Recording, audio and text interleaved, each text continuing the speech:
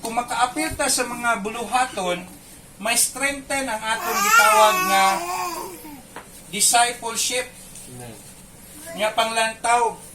The more ka maglantaw ka sa field, the more mas lesser ang imong self. Amen. Amen? Yesterday, nakita na ako ang field. Grabe, nice kayo. Woo! Praise God, miracles come. And then, excited ko. No, excited ko. Thank you, Jesus. Okay ko nakatulog biik kay wa pa nagtiglo ang akong excitement ba.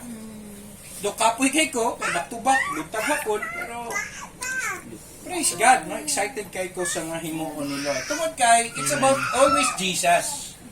Amen? It's about Jesus. It's about Jesus in our lives. And in our ministry, in our family, it's all about Jesus. Amen. So, ang Jesus agenda nato, mao'y atong global vision. Yeah. No? Yeah. Jesus must be advanced. And gani silang Justin Augustine na-amaze ato ang simbahan tungod kay we no longer sila ang issue nila money. Sa Amerika, issue nila money, issue nila kanang ilang time, they're so conscious lang tayo. And na-amaze sila kay we spend time together. Yeah. With issue money, dugay namang issue ng money sa tuwa, no? Murag dili na kayo na siya ka. So unless kung dili na kayo issue. Give me my money. Nangita na. Give me some money. So, give me some money. And the more kumusika kang Lord, mang money issue, tagbo ra na sa Ginoo. Usahay di ta kasabot kay usahay the more makonsume ka sa tong self, Amen. the more ka makonsume ka sa mong self, lahi na imong panglantaw. Amen. You will disconnect. Amen?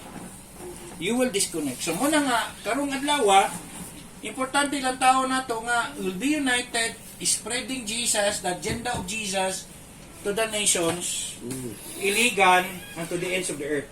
Yeah. Thank you, Jesus. Amen. And to the ends of the earth. So, ingon pa din sa 19, kung gibasa, in mighty signs and wonders by the power of the Spirit of God, so that from Jerusalem and around about Illyricum, I have fully preached the gospel of Christ.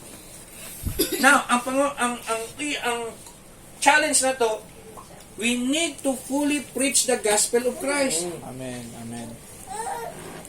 We need to fully preach the gospel of Christ. Kaya ang calling na to, grabe ka, after yesterday, nagpray ko, and ganinang buntag, sabi nga si Lord, preach the gospel, that's the word na to karon. If we are not preaching the gospel, there's something wrong sa tuwa. Radikal na gid kita. And ay nalingaw kay ko sa gipost karon ni Ugi.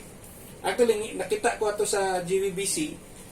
Si Pastor Greg nga na kung makita ko ninyo, ang iwali ni Pastor Greg karon gipost ni Ugi.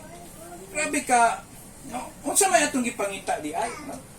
Happy kay ko na ba kay it's confirming sa tuang as a church nga wala laylaing gipangita naton, it's about Jesus. Amen. Amen? It's all about Jesus. So, and atong i-preach, it's about Jesus. Dili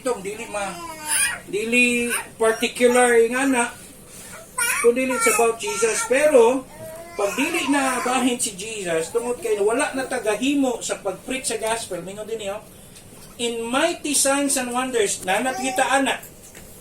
Amin ba? Nanataan ng signs and wonders. And by the power of the Holy Spirit, we experience that. So, ang pangutana na, ato bang gibalik ko? Manang gitawag revival. We need to preach. We need to share. We need to, really, we have that. Ang GBBC, guys, good pa sila. 5 years ago, kita, we're doing it already. Yeah. Yes. Amen? Yes. Ang GBBC sa Amerika, sa Tennessee, bago lang. Nangutana dyan kong Pastor Austin. Bago lang sila 5 years ago. Or 6 years ago. Pero nga kita, Nanguhan na dugay ra.